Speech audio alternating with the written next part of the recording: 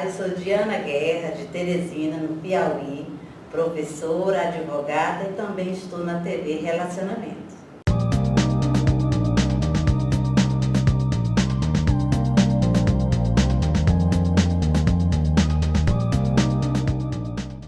Olá, internautas! Iniciamos mais um programa Gestão Executiva. Hoje nós estamos diante do profissional que tem aí uma carreira belíssima e é daquelas pessoas que a gente, ao conversar, ao conhecer, já começa a admirar. Daniel Faria, gratidão, muito obrigado, viu? Dr. Kendi, o prazer é todo meu, né? Uma honra aqui estar com o senhor, que tem uma história tão bonita, né? Obrigado. Com várias realizações. Tá certo. Os agradecimentos, então, a Luci Lima, né, que nos apresentam. Sim, né? grande amiga, né? Uma mulher brilhante, né? Uma baita produtora cultural. Sem dúvida. Daniel, conta um pouquinho para os nossos internautas onde você nasceu, tá? Vamos falar um pouquinho da sua trajetória profissional. Sim. E a grande dúvida é assim, o que te dá tanta motivação para você estudar tanto? Dr. Kendi, eu nasci no distrito do Jardim São Luís, periferia de São Paulo, Zona Sul. Eu conheço lá, trabalhei centro empresarial 12 anos. Perfeito. Ali atrás daquele morro ali que se vê na frente do centro empresarial. Beleza, lá. Um lugar com um pouquinho mais de 300 mil pessoas, é marcada por muita vulnerabilidade social. Década de 90, aquele pedaço junto com São Luís, Jardim Ângela, Capão Redondo, se configurava como um dos lugares mais perigosos do mundo. No Jardim Ângela, março de 1993, foram 274 assassinatos em um único mês, ocasião que a ONU decretou o distrito como um dos mais violentos. Morria mais gente lá do que em países em situação de guerra. Eu nasci ali, eu vi muitos amigos morrerem, eu vi muitos familiares, conflito entre as gangues, disputa por pontos de venda de drogas. E ali eu estava no meio, eu, meu irmão, meu pai e minha mãe, meu pai um trabalhador, a minha mãe ficou em casa para a gente não se tornar bandido, e eu fui vendo aquela realidade. Eu tinha duas escolhas, que era me ceder pelas questões que estavam presentes de vulnerabilidade, ou me apegar nos estudos, como se fosse uma salvação. E eu preferi os estudos e fui estudar. Parabéns, viu? Parabéns. E aí você foi fazendo até o ensino médio. E como foi a escolha da primeira profissão? A primeira coisa que eu fiz, e eu gosto de citar quando eu falo da parte dos estudos, que eu estudei no CEAP Pedreira, uma escola profissionalizante conveniada ao Senai Torres. Então eu fiz 3 anos. Eletricidade industrial, computação e computação avançada. E foi muito bom, né? Aquilo mudou a minha vida. Era uma ONG também, o CEAP Pedreira, que era uma escola de altíssima performance na periferia, lá em um bairro próximo ao meu. E aí eu prestei uma prova e fui lá e comecei a estudar. De lá, da Zona Sul, eu fui fazer o meu colegial técnico, prestei uma outra prova em uma escola municipal, a única de São Paulo, que é a Escola Municipal Professor Derville Alegrete, e aí eu fiz 3 anos de técnico de administração junto com o ensino regular. Perfeito. E aí depois eu fui para administração na PUC, aí eu fiz 3 anos de psicologia na Unip, 2 programas de empreendedorismo na GV1 na EMB, Morumbi, um MBA em gestão de pessoas no Mackenzie, uma pós-graduação lato sensu de ética na USP, e iniciei um mestrado de psicologia comportamental na PUC, depois me transferi para a Unisa e fiz um mestrado de ciências humanas interdisciplinar. Parabéns, viu? Tirar o chapéu, parabéns, viu? Mas eu sei que o senhor estudou. Geralmente eu vou nos lugares e eu peço licença aqui para os internautas, né? Que eu acumulo mais horas de estudo. E hoje eu estou diante de uma pessoa que fez mais faculdades do que eu.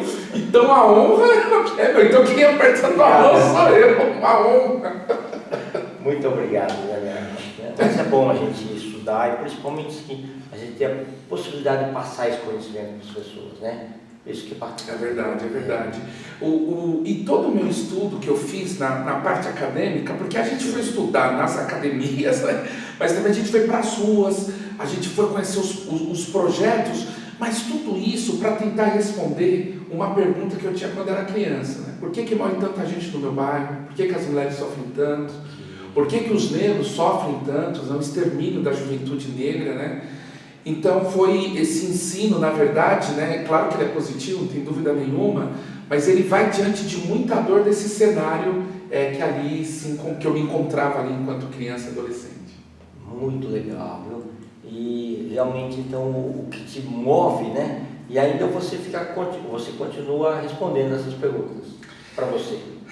Depois de ter rodado o Brasil e o mundo, são questões que ainda não tem respostas, né? Mas a gente vai prototipando ações, a gente vai prototipando ideias, a gente vai se aproximando das pessoas, das múltiplas plataformas que a gente se encontra, para poder amenizar o sofrimento do próximo. Então, eu chego hoje aos meus 40 e tantos anos, olhando para tudo o que eu vejo no meu entorno, principalmente nas áreas mais vulneráveis, que o que importa ao final do dia é o bem que você fez para uma pessoa, para outra pessoa, para outra pessoa. Eu não acredito em pessoas que querem ajudar todo mundo, mas não conseguem ajudar um que está do seu lado. Eu não acredito numa pessoa que faz a bondade para milhares de pessoas, que diz que faz para milhares de pessoas, mas não consegue cumprimentar aquela pessoa que está ali numa parte mais operacional da tua empresa. Isso, uma pessoa mais humilde ali, né? Exatamente. Então, tem muitas pessoas que se fazem de pessoas boas, que vestem essa roupa, mas com uma visão totalmente egoísta. Isso. E aí, por outro lado, você vê pessoas muito pobres que o pouco que tem divide. Então vai dividir a xícara de arroz com a tua vizinha, porque ela se compadeceu com a dor de ver o filho da vizinha tomando água para curar a dor da fome. Maravilhoso. E com isso você teve uma vivência fantástica de tudo, né? Uma vivência fantástica. Hoje eu sou pai de 3 filhos, que eu brinco, que eu falo, são 3 filhos paridos, né? Uma filha adotada e uma filha do coração, então totaliza 5. Enfim, me sinto uma pessoa realizada, né, com os meus filhos, com os projetos que eu toco social, os projetos pessoais, com o meu trabalho, né? Então, toda essa experiência, também fui para as academias da aula, trabalhei 10 anos em banco, fui para o setor público, então a gente deu essa rodada, essa contribuição de impacto social para esses múltiplos setores, né, que eu fui me envolvendo ao longo dos anos. Tá. Em todos os seus projetos, se você for comparar o Daniel Faria com 18 anos de idade, com o Daniel Faria de hoje, o olhar mudou? Eu vou te falar uma coisa, que pergunta, eu vou te falar uma coisa que quando eu vejo alguém que precisa, o olhar, ele eu acho que é o mesmo, sabe? Certo, entendi. Porque às vezes, que pergunta, assim, eu fico até emocionado, porque assim, a vida cansa, né? Assim, a gente enfrenta, e aí eu me remeto também numa questão étnica, porque assim, somos mais de 50% de afrodescendentes no Brasil, e os negros são provados a todo momento, a todo momento, por mais que a gente tenha capacitação, olham para a gente e não enxergam a capacitação. Então a minha mãe falava para mim, ela falava assim, e eu já vou responder a tua pergunta, mas só para dar uma introdução para quem está nos assistindo. Minha mãe falava assim: Preto, você tem que fazer 2 vezes mais para ser considerado o que uma pessoa branca faz. E aí você fica com aquilo ouvindo desde criança, você vai correndo. E por mais que a gente conquista muitas coisas, mas poderia ter conquistado muito mais se não fossem os preconceitos, se a partida fosse a mesma. Então, assim, as coisas elas cansam, o preconceito diário, estrutural, às vezes a gente que está ali fazendo um trabalho de impacto social, a gente se vê enxugando gelo e cansa, porque você quer fazer mais e não consegue. E às vezes a gente pensa em desistir. Pois é verdade. Só que quando você, assim, enxerga aquela pessoa precisando, que você vê, tu fala, putz, meu coração quebra, assim, né? Como quebrava com 18 anos, né? E aí você arregaça as mangas e vamos, não dá para descansar ainda porque o jogo não está ganho. Enquanto houver uma Dona Maria dando água para o filho procurador da fome, a gente não pode se cansar, a gente tem que ter esse pique para continuar jogando. E aí você vai com aquele pique de 18 anos e para fazer o bem que você tem energia para fazer durante aquele dia. É verdade, ô Daniel. E o mais difícil é assim, muitas vezes a gente sabe que, por exemplo, ensinar a pescar é muito melhor do que só dar o peixe, mas não dá tempo, né? Tem que ter aquele momento que a gente precisa dar o peixe primeiro. Precisa, né? Das coisas que eu fui fazendo por onde eu passo, tem muito a ver com desenvolvimento humano, com formação, com dar vara. Mas é muito difícil você ensinar alguma coisa, a pessoa com a barriga roncando vazia. Então, eu acho que a grande sacada de projetos que geram grandes impactos é você associar assistência com desenvolvimento e fazer junto. Fazer junto. Então, você garante ali, de repente, a questão do alimento, do abrigo, das necessidades mais fisiológicas do indivíduo. E aí você vem junto trazendo as ferramentas, o desenvolvimento, o emprego e junto. E aí você, em pouquíssimo tempo, você dá autonomia para aquela pessoa caminhar sozinha, não fica dependendo da assistência a vida toda. Ok. Dentro da sua carreira profissional, atualmente quais são os seus projetos? Depois nós vamos ter outra entrevista falando do seu lado social. Sim, tá? sim, mas hoje eu trago nas minhas ações do dia a dia, né? Eu fundei uma organização chamada ORPAS, Obras Recreativas Profissionais Artísticas e Sociais, mantenho uma aceleradora de negócios chamada Árvore Preta, sou idealizador e estou na gestão do Troféu Periferia Brasil, que é o Oscar das Comunidades.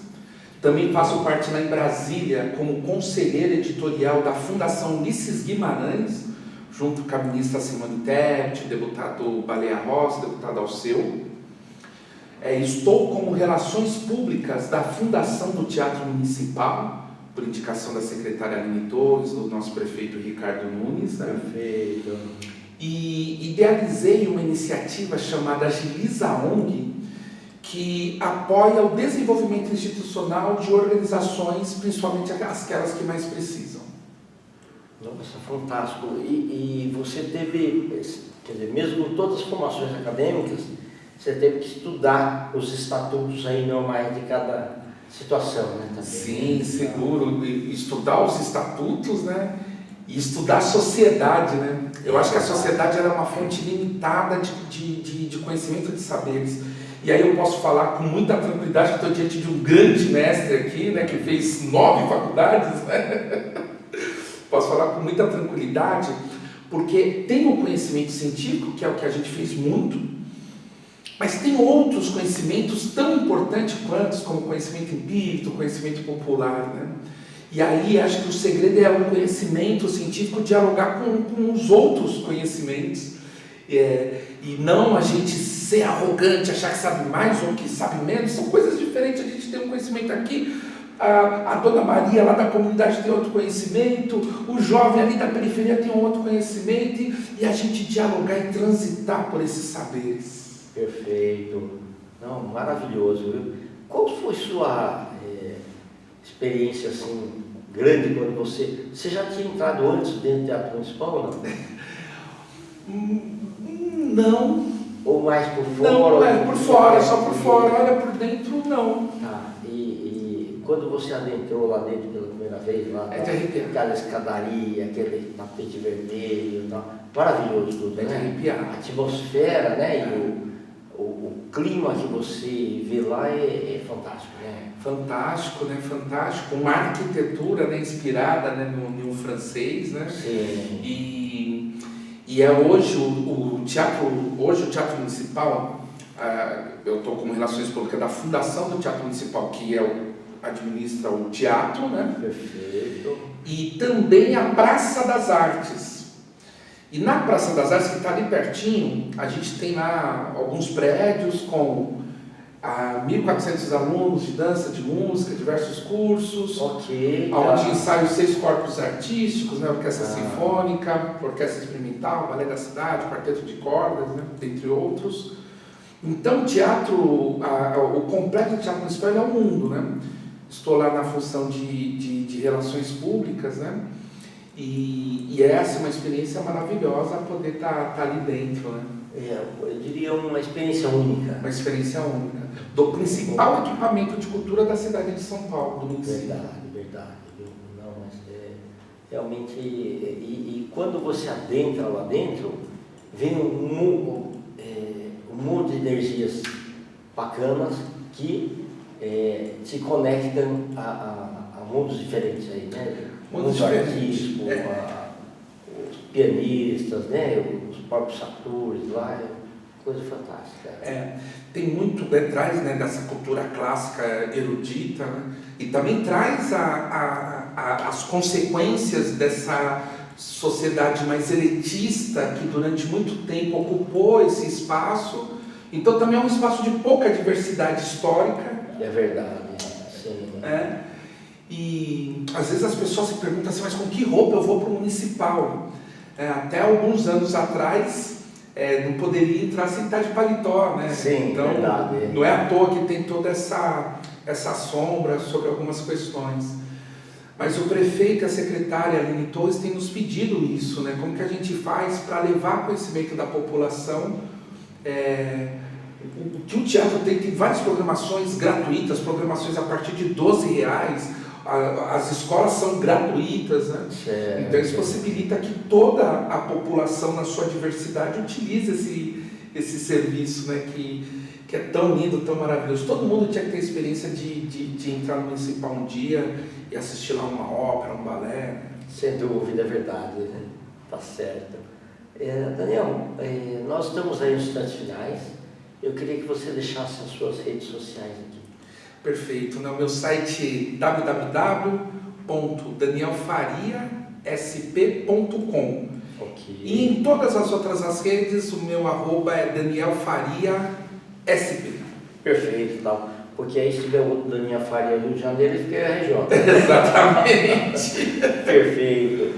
Daniel, eu queria que você deixasse uma mensagem para os jovens, principalmente que eles estão no ensino médio, né?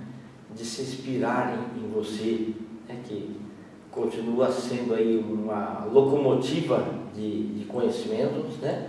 Mas visando sempre assim, não só o seu bem-estar, mas para dividir, né, essas informações, essa cultura para as pessoas. Além de agradecer a presença de estar diante desse grande mestre, né? É uma honra poder estar aqui. O que eu quero deixar para os jovens é: não desista dos teus sonhos, que os teus sonhos não desistirão de você. Acredite até o final.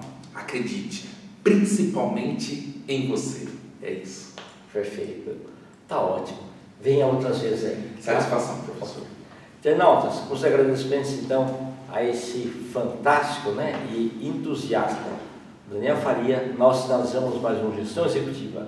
Grande abraço e até a próxima.